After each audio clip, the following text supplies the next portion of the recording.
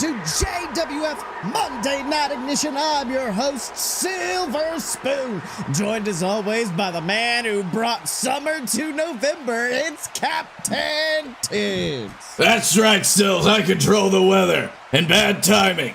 All me. That is right, Tibbs. And let me tell you something. It was a Summerfest to remember. We saw Valkyrie retaining her women's championship over Phoenix Driver. Scottye Moore versus Ghazi in a devastating War Games match. And then, of course, in our main event, we said it would happen. The dream match. One man had to fall. One undefeated streak had to end. And it ended last night when Robert Hill tapped out to the Anaconda Vice of the Dylan, making the technical spectacle our new JWF World Heavyweight Champion. Sills, it's been a long time coming. We are at the precipice of a new dawn in JWF. So many changes are happening all at once, not to say the least of the Dylan reclaiming the JWF Championship after not having held it for 5 years. That's right. Lots of big adjustments happening, especially one in our main event. Our captain's champion, Scottye Moore, says he has a big announcement to make, and I can't wait to hear it. But before we get to that, why don't we discuss our power rankings, Tibbs? After every pay-per-view, we like to take a little pause, see where everybody's sitting, and see who the big players may be in the next weeks. So starting off with our tag division, in at number 3, the tag team now officially known as the Wild-Eyed Southern Boys. 1 victory, 2 losses. But Tibbs, I gotta say, now that this is the reinvigorated Wild-Eyed Southern Boys, now that they got that fire behind them of Chuck Gibbons joining their ranks, I gotta say, I would watch out if I was in the tag division right now. Absolutely, it seems like the Southern Boys, they are on a new trajectory. They have Chuck Gibbons with them. This is going to be a pretty wild change to the tag divisions. That is right. In at number 2, however, is of course the former tag team champions, Bananas in Pajamas. 1 victory, 2 losses as well. And I believe I've been told they bribed their way to get second over the Southern Boys, even though they have the exact same streak. How? Just how, Sills? How did I let it come to this? I don't know, but in at number 1, a tag team who, let me tell you something, I think I would be interested to see this team go against our new tag team champions in Demon Inc. And I, of course, am discussing Legion, Cash in the Bag holders, current number 1 contenders, meaning they could end up with a tag team championship match, beat the hell out of their opponent, then cash in the briefcase and win anyways. That is true, Sills. Honestly, I would say Demon Inc.'s got a target on their back, and the first ones that get a shot off, and maybe the last, are Legion. That is right, Tibbs. But up next, let's talk about our women's division. Lots of big things going on. Phoenix Driver now being knocked down to number 3. 1 victory, but of course 1 loss last night against Valkyrie. So going back to the back of the line, do you think Phoenix Driver has what it takes to build herself back up? You know, Sills, if there's anybody that I could say could do it in this division, it would be Phoenix Driver. But I think that last night was anything. It was a reality check for Phoenix Driver. It showed her she's got a lot of work yet to do. That is right. And at number 2 is, of course, Karen Bush. 1 victory, 1 loss, but also, much like Legion, holding that cash in the bag briefcase, meaning that Valkyrie's got a big target on her back anytime that she is in the same arena as Karen Bush.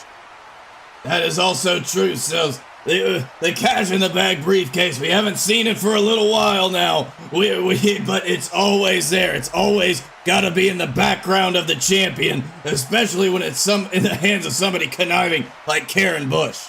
That's right. Now sitting at number 1, however, is of course Lucretia Pendragon. After Phoenix Driver's loss, someone had to move up, and that person is Lucretia, who we have seen fight the champion in the past to great success, damn near getting victories over her in many cases. Very true, Sills. Reason she's up in the number 1 contender spot is, well, because she's quite possibly the best that we have to go up against Valkyrie at this time. That's right. Now finally on to our men's division, top 3 in the power rankings. But I want you to look at this, Tibbs. If you look at this, Robert Hill, the former champion, falling from grace, moved all the way down to number 5 in the power rankings. I mean, that just shows the type of championship reign he had. He was willing to use those shortcuts, that champion's advantage to get out of matches, which works fine when you're the champion. But when you've lost, now you got to deal with that 3 losses from those DQs. Exactly, Sills, and I don't know about Robert Hill, but I can speak from experience. I've seen it so many times, I've felt it. When you get knocked down that ladder, it's a grueling prospect to come back up, and I don't know if we're going to see that same dominating Robert Hill come back or not. That is right, and you also have to consider Robert Hill being forced to go to a local medical facility after the match last night, apparently being locked in that anaconda vice of the Dylan. He suffered an undisclosed shoulder injury. Doctors checking him out. We hope the best for Robert Hill, and I hope the man gets back to good health, but my God, that match last night was devastating. Yes, it was, Sills. It really was a statement, if you will, from our new champion. That is right. Moving on, number 3 in the power rankings of the men's division, the man known as Chuck Gibbons. Like we said, he also has a cash in the bag briefcase and now the wild-eyed Southern boys on his side. If anybody is set up to have a rocket up his ass, it is Chuck Gibbons. That's right, Sills, and let me tell you something. The prospect of Chuck Gibbons versus the Dylan somewhere in the future, that's a money match right there, I can tell you. That is right. Now up in second, Blake Tanner, the man who lost his King of the Steel City match last night. But Blake, I mean, this year, 2 victories, only 1 loss, and it was against the Gibbons last night. But I got to think that has lit a fire under Blake Tanner. We started to see a lot of the old Blake Tanner, the former JWF champion Blake Tanner, as opposed to the more entitled attitude he's had this year. True, Sills, although you gotta wonder how this loss is going to affect him, not just in the short term, but going down the road. I hope to see more victories from him, but after losing to a former student, I can tell you that might hurt your pride a little. That is right, and that former student is sitting pretty. The number 1 contender, the man known as the Jebba Duk. Now, let's not forget, him and the champion, the Dylan, have gone toe-to-toe in the past. Dylan just barely getting the advantage over him to get that victory, but now that gold's on the line, do you think Jebba Duk might have a little bit more fire in him? Sills, I will say that Jebba Duk has grown so much over this past year, even from his WrestlePalooza match where he defeated none other than Momoa Curry, and I can tell you that was a stepping stone onto this amazing run that Jeb has had. And Sills, I think that if the Dylan's got a threat that he needs to watch out for, it's coming in the form of a big black top hat. That is right, Tibbs, but for right now, why don't we go backstage, because we're talking about all these newcomers. We're talking about the Chuck Gibbons, the Jebba Duks. There is one star that has not been around lately, and it is, of course, your son, Chuck Tibbs. Haven't seen him since Cash in the Bag. Before that, had an even longer hiatus after being defeated by Robert Hill at WrestlePalooza. Tibbs, what's been going on with your boy? Well, Sills, we don't really talk about work much at home anymore. He just kind of gets angry. Comes over for dinner. Try to talk about when he's coming back, he kind of throws a plate at the wall and runs off. All right, Tibbs. Well, right now Chuck is backstage with one of our top interviewers. So why don't we hear what he has to say about this historic return and what it means for the next steps in the career of Chuck Tibbs. Ladies and gentlemen, the Dad McDonald backstage here with the man that was defeated by Robert Hill at WrestlePalooza in less than a minute, Chuck Tibbs. How are you doing, Chuck? You always have to bring that up, don't you? Sorry. I'm doing fine. How are you? Doing great. Now, making your return this close to JWF's Battle of the Brands pay-per-view, crossing the line, leads many to believe that you're going to be the one captaining Team JWF at the illustrious pay-per-view. Is there any truth to this rumor? No, McDonald. And not at all, not a single bit of truth in that right there, I'll tell you.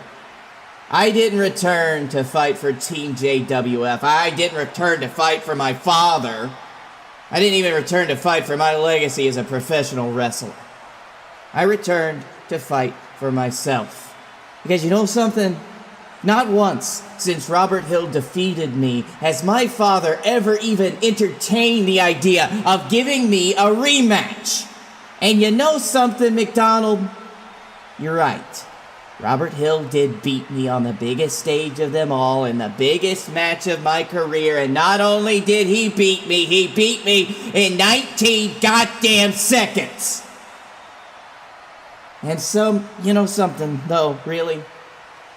The old Chuck Tibbs, he would be upset about that. He really would. I pout, I take my ball, go home, sit on my ass, try to leave wrestling behind, but hey, you know what? That's not the Tibbs way right there. The real Tibbs way is to dust yourself off, pull yourself up by your bootstraps, and say, I don't give a damn what you say.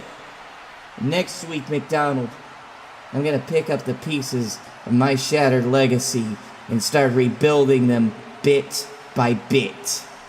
Because I'm a Tibbs, and that's what we do. Well, Tibbs, I foresee this ending one of two ways. Chuck becomes another champion and has a Hall of Fame-worthy career. Option 2, he ends up in a ditch somewhere and we don't know where to find him. And I hate to say it, but given his year, I'm leaning really hard towards option B. Sills, I believe my son has chosen poorly. Well, who knows what's next in the career of Chuck Tibbs, but apparently next week he is going to return to JWF Ignition and rebuild his shattered legacy, whatever that means. But if you want to talk a man who has rebuilt his legacy, we got to talk about the JWF World Heavyweight Champion himself, the Dylan Tibbs. 4 years ago, the Dylan was, I'd say, probably one of the most anti-JWF people we have ever seen. The man threatened to burn the place down. He tried to fight you. He did fight you at WrestlePalooza, and now he has the JWF World Heavyweight Championship, and he is holding it with pride. The Dylan has completely rebranded himself in this past year, and it has led to a career resurgence unlike anything we have ever seen. Indeed, Sills, he has built himself up again from bottom to top. He is a completely different man if you see him walking down the hallways with an actual bit of pride with that championship around his shoulder. He's still a big asshole, though, but he's proud about it. He may be an asshole, but he is our asshole. And that asshole is our champion, and he is in our ring right now. So why do we have the official coronation of the new champion? You know, it's been a long time, too long, if you ask me, since I have held this belt in front of all of you. Now, the last time I held this years ago, so very long ago, I was a different man. I had different ideas about wrestling, about my place in wrestling. And if I'm honest with you, I look back at that time in my life with a bit of disgust. See, while that run made me, that reign over this company, the way that I handled it is not something that I can be proud of. But you know what I can be proud of is what I do with it this time. What I give to all of you this time, a real world champion. See, the technical spectacle isn't dead, and I am the best that there is going. And now that I have this belt, well, you better believe this is the top prize in the world. So where do we go from here, ladies and gentlemen? You may be asking yourself, Dylan, what now? And let me tell you, I don't know. Who knows? I'm excited, though. You know, maybe I'll let Robert back out here and I'll whoop his sturdy ass a second time. Or maybe I'll let Jebeduk and his cross-eyed face come down here challenge me for this belt. But regardless of what happens, I am going to make this reign something that none of you will ever forget. Well, Tibbs, strong words there from the champion to any potential opponents coming up. And Tibbs, you know there are a veritable series of dream matches possibly ahead for the Dylan. Like we said earlier, facing the Gibbons, guys like Chuck Gibbons. A lot of these new stars we've got coming in from JXT have been absolutely dominating lately. And we've got to discuss a man who last night at Summerfest fought 9 other JXT superstars for the opportunity to sign a contract, a JWF contract, and get a title opportunity of his choosing. Of course, that man is Mega Ran, who I've been told did not arrive today. Any news on that? No, this is the first time hearing about it. Hold on, let me just my text messages, Tibbs, Mega Ran. Okay, nothing. Well, yes, I know what title he's gonna challenge for now. Okay, there we go. Wait, what are you talking about? Oh, I'm sorry, did the mic pick that up? What?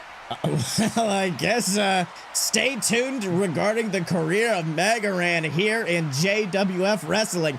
But of course, if you want to talk about big JXT standouts like Mega Ran, we've got to discuss our new tag team champions, Demon Inc., a tag team who went on a tear in developmental, went undefeated for several months, and the minute they lost the JXT Tag Team Championships, they damn near immediately picked up the JWF tag titles. Demon Inc., in my opinion, whether you want to say they're good, bad, evil, monsters, whatever, they are dominant in this tag division. Sometimes, Sills, the only answer you can give is all of the above. That is right, but one of our top interviewers is backstage with Lawrence Whitney, the manager of Demon Inc. and the entire Whitney family. So why don't we go backstage and hear what the Whitney has to say?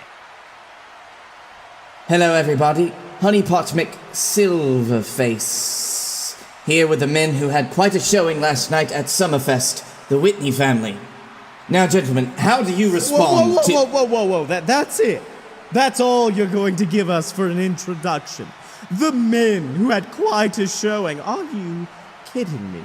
We didn't have a showing. We had a dominating performance in every single match we were involved in. Demon Inc., these men standing beside me are your brand new JWF Tag Team Champions, and you know what? They deserve them. Because they proved last night that there isn't a team in this or any other division that can stop them.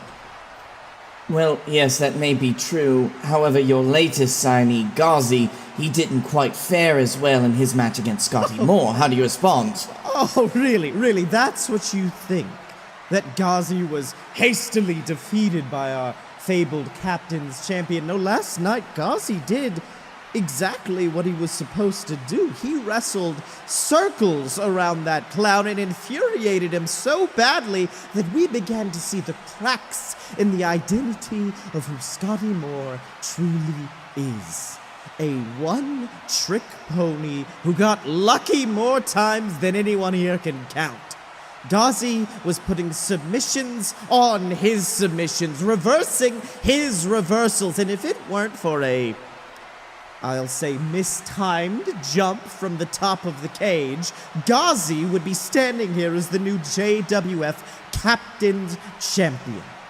You see, Honeypot, the Whitney family never misses. Even when our shoulders are pinned to the mat, we're still winning because we're in everyone's head.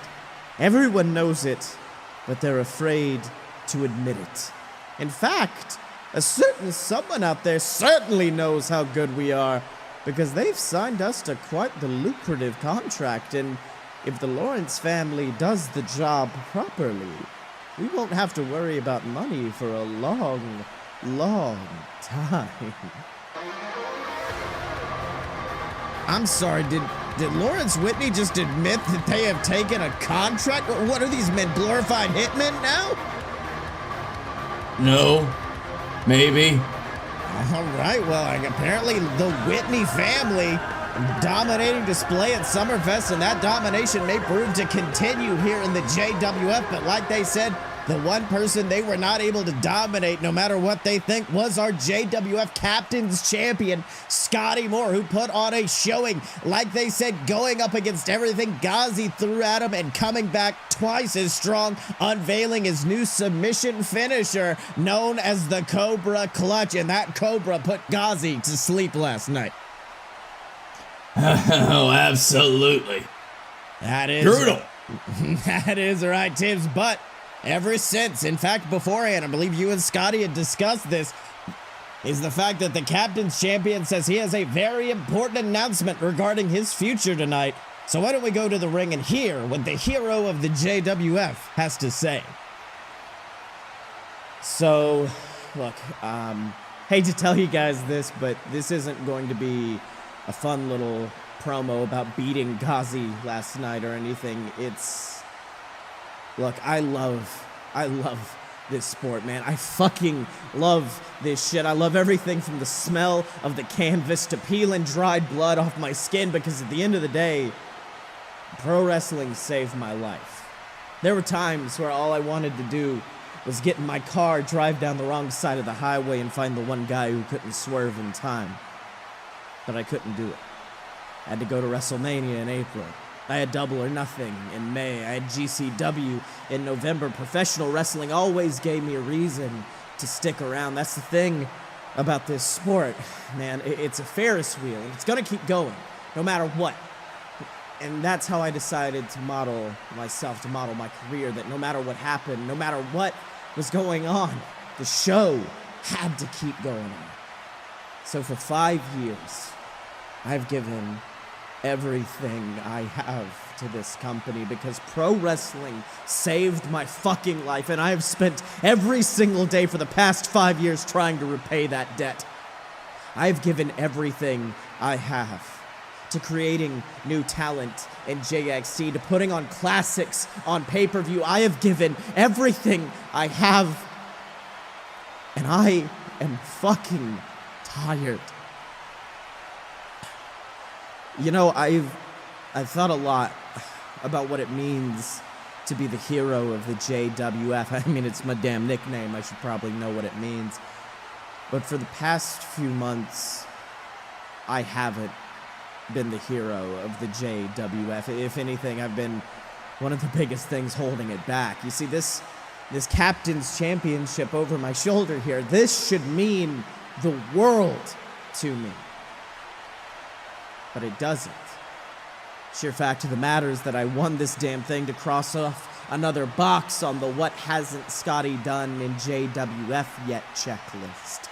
And if admitting that pisses you off, then good, because in all honesty, I'm pissed off about it myself, because last year, a man held this title proudly, and he proclaimed it as the real World's Championship, and he did everything he could to bring prestige to this title. He fought Kazuchika fucking Okada, and he proved that this title is worth something, and he cultivated a hunger for this championship that should be spreading through every up-and-coming wrestler in the back. And what have I done with it? Huh? A few vanity matches against opponents I've already beaten, a false narrative that I'm somehow encouraging young talent while consistently beating them in match after match. No, this belt deserves so much better, and you people deserve better. This belt is more than a checked box on a list. This championship's legacy deserves better. Which is why I'd like to formally relinquish the JWF Captain's Championship. Because I realized something recently, and it's that if I truly want to be the gateway to the future, I've got to do what any good gate does and swing out of the way. And before you get all teary-eyed, this isn't a retirement thing, it's not goodbye, it's just see you in a few. Well, Tibbs, I don't think any of us were expecting this tonight. And Scottye Moore leaving the Captain's Championship laying in the middle of the ring. Did you know about this? Well, Sills, let's just say it's something I wasn't surprised by. Well, Scottye Moore, he's done everything in this company. I mean, he really and truly has over the last few years. And sometimes you gotta take a break. That is right, Tibbs, and it looks like he is holding out the championship for you to take. You got Right. something to say? Yeah, give me a mic. Here, hold on. Scotty, thank you for handing over the championship. And hey, folks, don't you worry about the future of this belt. It's not the first time it's been vacated.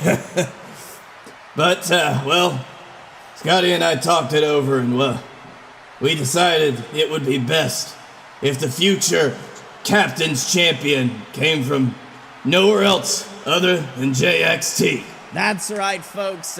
Sorry, hold on. Let me get the emotions up. Get back into promoter mode. Awesome. But in just a few short weeks, we've made a list and we've checked it twice because JXT is proudly bringing to you our annual death-defying destruction fest known as the Snappening.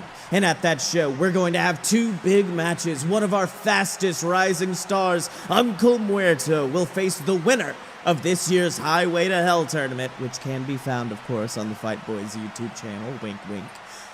And they're going to be fighting for the BS Championship. And on that very same show, we're going to have a match that I am dubbing the Golden Cananza. Former JXT champions, tag champions, BS champions are going to return and will be eligible to enter this brutalistic matchup. And whoever walks out of that match victorious will then face off against the BS champion at Crossing the Line to determine your next Captain's Champion. We promise it's less confusing than it sounds, folks. But hey, Scotty, you haven't told them the biggest news yet, have you? Yeah, no, wait, what are you talking about? Well, listen, kid. Tibbs is coming to a bit of money recently, and well, given your yearly little sabbatical you're trying to take here, I figured I'd make it easier on both you and your old pal Blake Tanner by taking the load off and taking over JXT. Wait, what? That's right, folks. Get ready for the snappening of the ages, because come January, it'll be time for Captain Tibbs presents JXT 2.0. You like it? Well, I don't think this has ever happened in the history of JXT, but the arena has gone silent. Tibbs, welcome back to the booth. I don't think anyone was expecting this response. Look at them, they're completely speechless. They're stunned in awe at my great announcement. I love this job sometimes. Right. I guess, make sure to watch JXT while you can, because, in January... Hey, somebody threw a bag of pretzels at me, thanks. All right, well, next week, as we discussed earlier, Chuck Tibbs is going to be returning to fix his career. Or maybe next week, Tibbs, you could explain it to us what JXT, what it's supposed to be.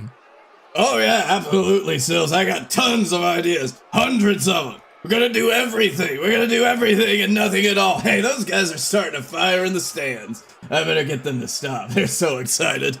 Oh, and the fire alarm has been set off. Well, until next time, ladies and gentlemen, remember to support us at patreon.com/loadofbs. Pick up merch at merch.loadofpurebs.com. Watch JXT. And until next time, he's been Captain Tibbs, I've been Silver Spoon, and this has been JWF Monday Night Ignition. I guess. They're going crazy, Sills. I'm gonna go crowd surf.